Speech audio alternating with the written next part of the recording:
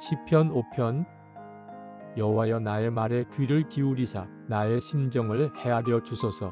나의 왕, 나의 하나님이여, 내가 부르짖는 소리를 들으소서. 내가 주께 기도하나이다.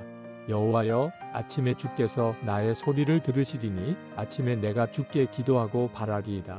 주는 죄악을 기뻐하는 신이 아니시니 악이 주와 함께 머물지 못하며 오만한 자들이 주의 목전에 서지 못하리이다.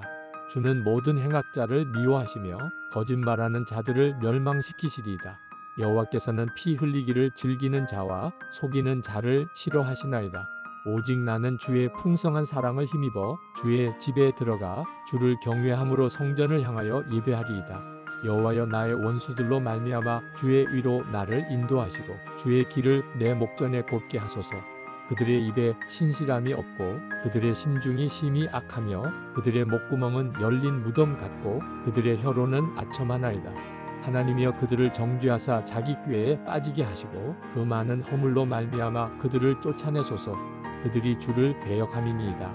그러나 주께 피하는 모든 사람은 다 기뻐하며 주의 보호로 말미암아 영원히 기뻐 외치고 주의 이름을 사랑하는 자들은 주를 즐거워하리이다. 여호와여, 주는 의인에게 복을 주시고 방패로 함같이 은혜로 그를 호위하시리이다. 시편 5편 말씀을 읽으면 처음에 간절한 기도가 나옵니다. 1절에 보면 나의 심정을 헤아려 주소서. 2절에 보면 내가 부르짖는 소리를 들으소서. 3절에 보면 아침에 내가 주께 기도하고 바라리이다. 너무너무 간절한 기도를 드리고 있어요, 이 시편 기자가. 여러분들도 보통 이런 기도 드려보셨죠? 근데 보통 어떤 문제를 가지고 기도할 때 이렇게 기도합니까?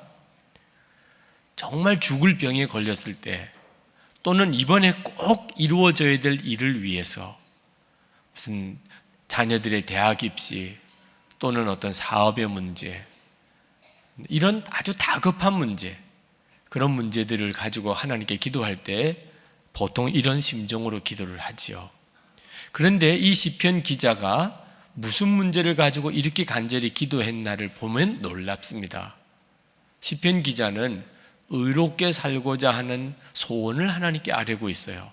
8절에 보면 주의 의로 나를 인도하시고 주의 길을 내 목전에 곧게 하소서. 이 기도가 놀라운 기도입니다. 보통 이런 문제로 하나님 앞에 이렇게 기도하게 되지를 않습니다. 의롭게 살아야 된다는 건 다 아는 내용이죠. 그렇지만 하나님 앞에 그렇게 간절히 정말 마음의 소원을 가지고 부르짖으면서 이른 새벽부터 이렇게 기도하게 되기는 쉽지 않습니다. 여러분, 의롭게 살고자 하는 소원은요, 이건 놀라운 것입니다. 이런 소원을 가진 사람을 하나님이 찾으시고 계세요. 한번 12절 말씀을 보실까요? 여호와여, 주는 의인에게 복을 주시고 방패로 함같이 은혜로 그를 호위하시리이다. 그랬던 거예요. 하나님은 복을 아무에게나 부어주시고 싶어 하지 않습니다. 하나님은 우리를 다 사랑하시고 우리가 다 복을 받기를 원하시지만, 그러나 복을 주실 수 있는 길로 가야 하나님의 복이 임하는 거지요. 우리가 하나님이 복을 줄 수 없는 대로 살면서 아무리 하나님께 도와달라고 하면 그게 되겠습니까? 우리를 도와주시는 것이 오히려 우리를 해롭게 하는 것인데 말입니다. 하나님이 정하신 잘 되는 길이 있습니다. 그 하나님이 정하신 잘 되는 길로 가는 것이 매우 중요하지요. 그게 의롭게 사는 거예요. 의롭게 살고 싶은 거 하는 거예요. 예수님께서 십자가에 달려 죽으실 때 예수님의 마음에 원하는 것은 우리가 다시는 죄의 종노릇 하지 않는 사람이 되는 것이었어요. 로마서 6장 6절을 다 잘 알지만 같이 한번 읽어봅시다. 우리가 알거니와 우리의 옛사람이 예수와 함께 십자가에 못 박힌 것은 죄의 몸이 죽어 다시는 우리가 죄에게 종노릇 하지 아니하려 함이니. 그랬습니다. 예수님께서 십자가에 죽으시고 우리 옛사람도 예수님과 함께 죽었다고 인정하시는 이유는 단 하나, 우리가 다시는 죄의 종노릇 하지 않게 하기 위해서 그렇단 말입니다. 그러니 하나님의 마음이 우리가 의롭게 살고 싶어 하면 얼마나 기뻐하시겠다는 거죠.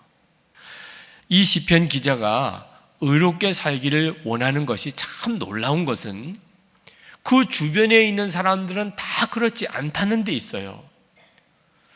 4절부터 6절까지 말씀해 보면 여기에 오만한 자, 행악자, 거짓말하는 자, 피 흘리기를 즐기는 자와 속이는 자에 대한 탄식이 나옵니다. 주변에 있는 사람들은 다 교만하고 악을 행하고 거짓말하고 사람 죽이는 걸 좋아하고 속이는 자들입니다. 주변에 있는 사람들이. 9절에 보면 그들의 입에 신실함이 없고 그들의 심중이 심히 악하며 그들의 목구멍은 열린 무덤 같고 그들의 혀로는 아첨하나이다. 이런 사람들이 주변에 꽉 차 있어요. 여러분, 이런 환경 속에 있다면 사람이 어떻게 되는 게 정상이에요? 자기도 그냥 같이 악해지는 거죠. 저 사람이 나한테 악하게 하면 나도 복수하고 싶은 게 사람의 당연한 심정 아닙니까? 그런데 시편 기자는 주변 사람들이 다 그렇게 악하게 대하고 다 교만하고 다 거짓말하고 그런데도 자기는 하나님이 기뻐하는 뜻대로 정말 의롭게 살고 싶다는 거예요. 7절 말씀에 보실까요? 오직 나는 주의 풍성한 사랑을 힘입어 주의 집에 들어가 주를 경외함으로 성전을 향하여 예배하리이다. 오직 나는, 나 한 사람만이라도, 그런 뜻이죠.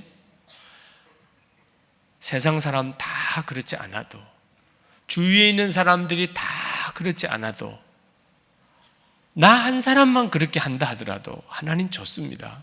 저는 하나님 기뻐하는 뜻대로 하고 싶습니다. 이것 때문에 손해보고 이것 때문에 고통당하고 이것 때문에 바보소리 들어도 하나님, 저는 의롭게 하고 싶습니다. 저는 하나님 뜻대로 살고 싶습니다. 그 말이에요. 정말 대단하잖아요. 하나님이 바로 이런 사람을 주목하고 찾고 있단 말입니다.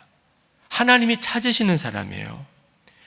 아유, 그런 사람이 진짜 있을까요? 우리가 살아가는 동안에 잘 믿어지지 않는 이야기이긴 합니다만 우리가 진짜 정말 사람 보는 눈을 뜨고 우리 주변을 살펴보면 있습니다. 하나님의 마음을 품은 사람이 있어요. 정말 예수님과 동행하는 사람이 있습니다. 의롭게 살고 싶은 소원이 있는 사람, 손해를 볼지라도 딴 사람이 다 그렇지 않아도 바보라고 말해도 오직 나는 의롭게 살고 싶은 걸 어떻게 해요? 하나님 뜻대로 하고 싶은 걸 어떻게 해요? 그런 사람이 있어요.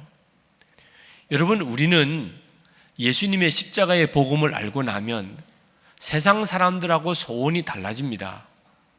예수님과 함께, 우리 옛사람이 함께 예수님과 함께 죽었어요. 그런데 어떻게 세상 사람들하고 소원이 똑같을 수가 있나요? 이제는 예수님과 진짜 동행하고 사는 겁니다. 그런데도 어떻게 세상 사람들하고 소원이 똑같을 수 있나요? 여러분, 의롭게 살고자 하는 시편 기자에게 그들에게 있어서 이 행악자들, 악하게 사는 사람들은 더 이상 부러움의 조건이 아니었어요. 의롭게 살고자 하는 열망, 그런 열망을 가지고 있는 사람에게는 세상 탓하는 마음이 없습니다. 악한 사람이 잘 되는 걸 부럽지도 않아요. 잠언 24장 19절에 보면 너는 행악자들로 말미암아 분을 품지 말며 악인의 형통함을 부러워하지 말라 그랬습니다.